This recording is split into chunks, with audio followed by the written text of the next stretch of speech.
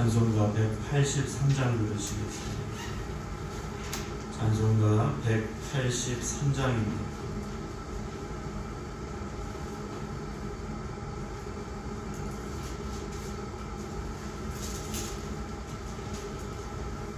찬송가 183장 부르시겠습니다.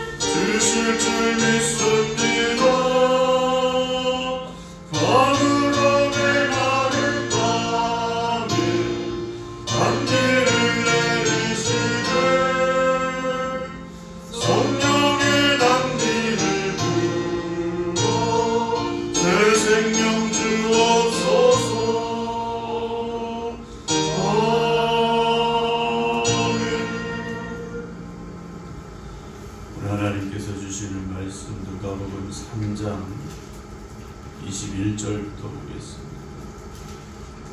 누가복음 3장 21절부터 마지막 38절 말씀.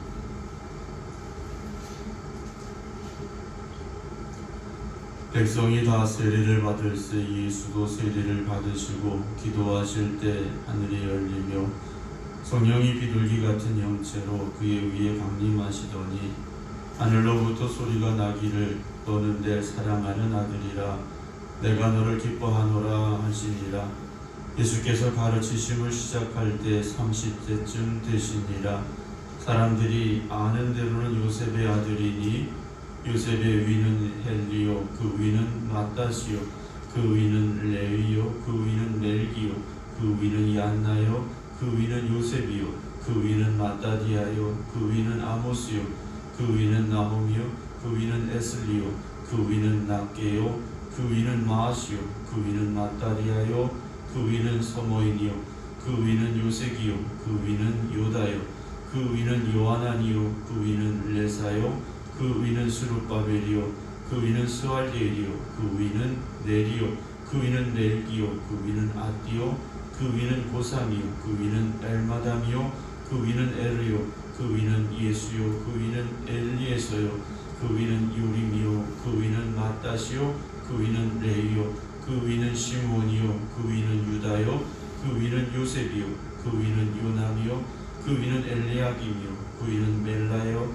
그 위는 맨나요 그 위는 마따디아요 그 위는 나단이요 그 위는 다윗이요 그 위는 이새요 그 위는 오벳이요 그 위는 보아스요 그 위는 살몬이요 그 위는 나손이요 그 위는 아미나답이요 그 위는 아니요 그 위는 에스론이요 그 위는 베레스요 그 위는 유다요 그 위는 야곱이요 그 위는 이삭이요 그 위는 아브라함이요 그 위는 데라요 그 위는 나홀이요 그 위는 스룹이요 그 위는 루요 그 위는 벨렉이요 그 위는 헤버요 그 위는 살라요 그 위는 가나니요 그 위는 아박사시요 그 위는 셈이요 그 위는 노아요 그 위는 레멕이요 그 위는 무드셀라요 그 위는 에녹이요 그 위는 야렛이요 그 위는 마할랄엘이요 그 위는 가나니요 그 위는 에노스요 그 위는 셋이요 그 위는 아담이요 그 위는 하나님이시니라.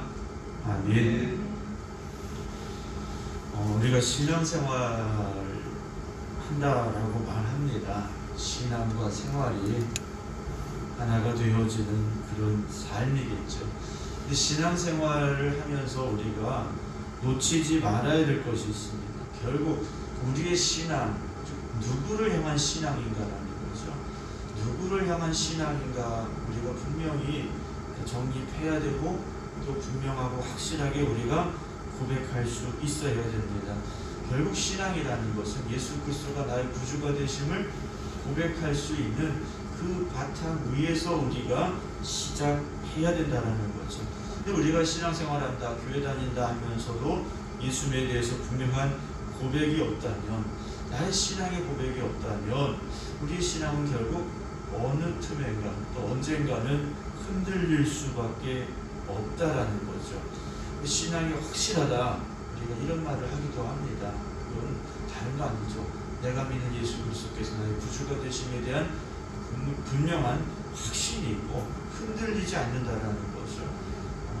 신앙생활하면서 그것이 흔들린다면 결국 우리는 방향을 잃을 수밖에 없고 잘못된 길로 갈 수밖에 없습니다. 요즘 많은 이단들이 있지 않습니까? 그 이단들이 우리를 유혹할 때 그 신앙에 확실한 우리의 고백이 없으면 그런가 또 아닌가 우리가 미혹될 수도 있고요, 또 잘못된 길로 끌려갈 수도 있다라는 것이죠. 예수 그리스도께서는 하나님의 아들이시지만 이 세상을 구원하시기 위해서, 저 여러분들을 구원하시기 위해서 이 땅에 오신 분임을 우리가 이제 누가복음을 통해서 하나하나 말씀으로 알아가고 있는데요. 오늘 21절에 보게 되면 세례 요한에게 나와서 백성들이 다 이제 회개의 세례를 받습니다. 그런데 예수님이 오셨습니다. 예수님은 죄가 없으신 분이죠. 회개는 죄가 있는 사람이 하는 게 회개입니다. 그런데 예수님은 죄가 없으심에도 이 회개의 세례를 받으시려고 오셨다라는 거죠. 왜 그러셨을까라는 거죠. 죄가 없으심에도 왜 죄인들이 받아야 되는 회개의 세례를 받기 위해서 오셨느냐라는 거죠.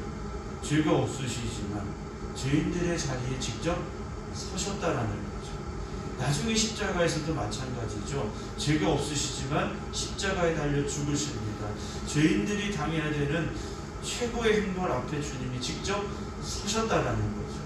우리의 죄를 대신 지시기 위해서 주님은 죄가 없으심에도 불구하고 오늘 세례 요한에게 나와서 세례를 받으시게 됩니다. 그리고 우리가 말하는 공생애의 삶을 이제 드디어 시작하시게 된다는 거죠. 사람들에게 드러내시기 시작하셨다라는 말씀입니다. 예수님께서 세례를 받으시고 그 다음에 무엇을 하셨느냐? 기도하셨다 그랬어요. 기도는 우리가 하나님과의 대화라고 말하지 않습니까? 이제 하나님께 말씀을 드리는 거예요. 무슨 말씀을 하셨을까요? 예수님께서 세례 받으시고 하나님께 무슨 기도를 하셨을까? 성경은 기도의 내용은 기록해 주지 않습니다. 그러나 주님의 기도를 우리가 상상해 본다면 아버지의 뜻을 이제 시작합니다. 아버지의 뜻을 향하여서 내가 나아갑니다 라는 기도가 아니셨을까요? 그런데 그 기도를 하실 때 하늘이 열렸다 그랬습니다. 하나님의 응답이죠. 하나님이 보여주고 계시는데 성령이 비둘기 같은 형체로 그의 위에 강림하셨더라 그랬습니다. 예수님의 사역에도 성령님께서 함께 하셨다라는 거죠. 예수님의 공생의 사역 동안 예수님만 계셨던 것이 아니고 사도행전에 가서야 성령님이 이 땅에 오신 것이 아니고 예수님의 사역 가운데 성령님께서 함께 하셨다라는 거죠. 그래서 우리의 신앙은요, 결국 성령님께서 함께 하셔야 됩니다. 성령님께서 우리를 도우셔야 된다는 거죠. 성령이 비둘기 같은 형체로 그 위에 강림하시더니 하늘로부터 소리가 납니다. 무슨 소리가 들렸습니까? 너는 내 사랑하는 아들이라 내가 너를 기뻐한다 들으셨어요. 하나님께서 예수님을 향하여 내 사랑하는 아들 내가 기뻐한다 이 말씀하셨죠. 왜 그러셨을까요? 이제 하나님의 뜻에 순종함으로 나아가시기 시작하셨기 때문이죠. 오늘 우리의 삶도요, 우리가 하나님의 뜻대로 살아가야 되죠. 하나님이 이끄시는 대로 가야 됩니다. 그때 하나님 말씀하시는 거죠. 너는 내 사랑하는 아들, 너는 내 사랑하는 딸이라. 그런 말씀을 우리에게 들려주시지 않겠습니까? 나는 내 마음대로 살아요. 나는 내 뜻대로 살아요. 그럼 우리가 어떻게 하나님의 사랑하는 딸이요 아들이 될 수 있겠는가라는 거죠. 저도 아이들을 키웁니다만 아이들이 부모님의 뜻에 순종하고 부모님이 가르쳐주고 이끄는 대로 잘 가면 얼마나 좋습니까? 그런데 가끔 튈 때가 있어요. 그렇지 않을 때가 있어요. 그럼 우리가 생각하죠. 저게 내 아들이 맞아? 저게 내 딸이 맞아? 우리가 이런 생각을 문득 하게 될 때가 있지 않습니까? 우리가 신앙생활하면서 하루하루 살아가면서 매일 매순간 정말 하나님의 뜻을 구하고 하나님 이끄시는 길로 나아갈 수 있는 그런 삶이 되어져야 되죠. 그래야 우리가 하나님의 기뻐하심을 받을 수가 있는 겁니다. 23절 보면 예수께서 무엇을 하셨느냐? 가르치셨다 그랬어요. 예수님께서 가르치심을 시작했습니다.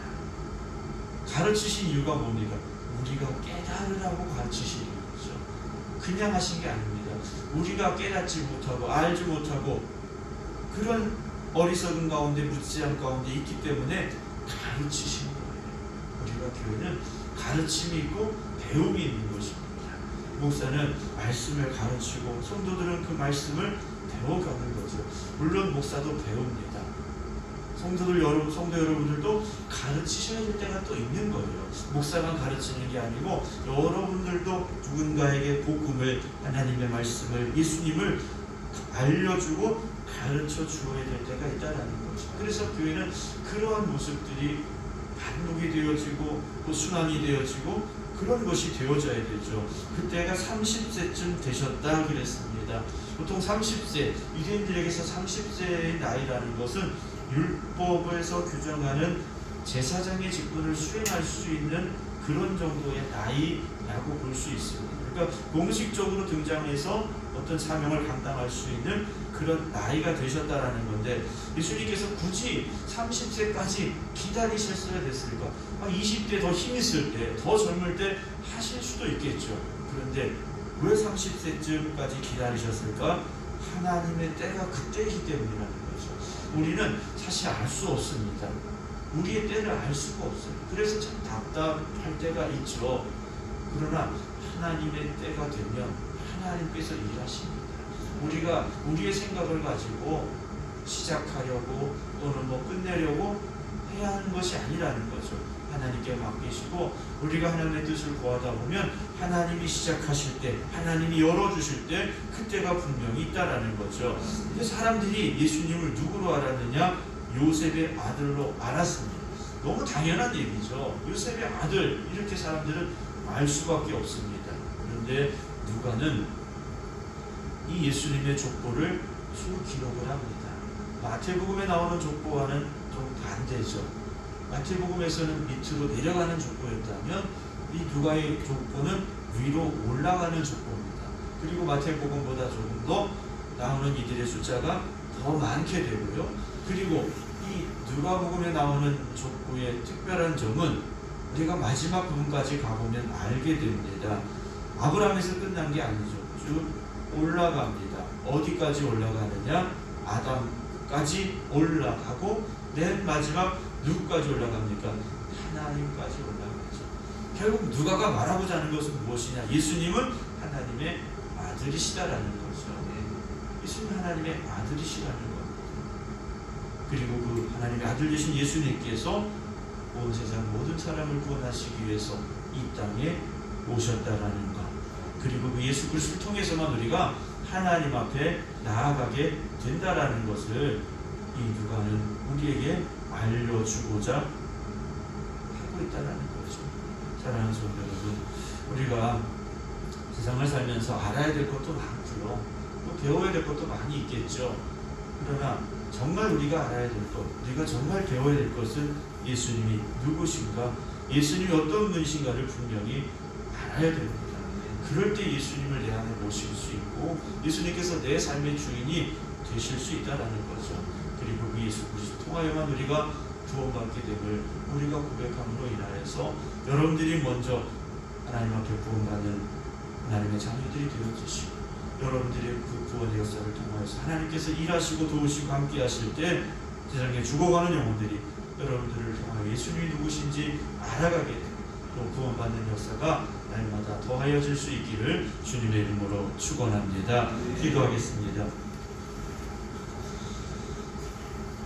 이 땅의 왕으로 오시어 통치하신 것이 아니라 가장 낮고 천한 자리에 서셨고 우리가 서야 될 죄인의 자리에 서신 주님, 그러나 그 주님은 하나님의 아들이셨고 그리고 온 세상을 구원할 구세주가 되어지실 분임을 우리가 말씀을 통하여 오늘도 보게 됩니다.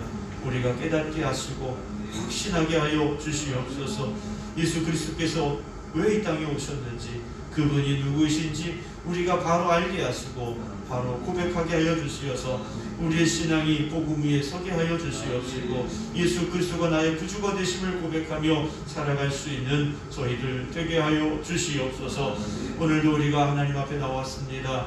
하나님께서 우리를 이끌어 주실 때 우리가 순종함으로 그 길을 나아가게 하여 주시옵시고 하나님의 때에 하나님이 역사하실 그때 우리가 또한 귀하게 쓰임받는 하나님의 일꾼들이 되게 하여 주시옵소서. 오늘 주님께서 저희에게 주신 귀하고 복된 날입니다. 오직 하나님의 영광을 위해 힘써 살아가게 하여 주시옵시고 우리의 온난과 온정성 다하여 하나님 영광 받으시는 예배 드리는 이 제단이 되게 하여 주시옵소서. 이제는 우리 주 예수 그리스도의 은혜와 아버지 하나님의 극진하신 사랑하심과 성령님의 감동 감화 교통하심이 오늘도 이 새벽 예수 그리스도께서 나의 왕이 되십니다 고백하며 기도드리는 모든 성도들 위해 이제부터 영원토록 함께 하시기를 간절히 축원하옵나이다.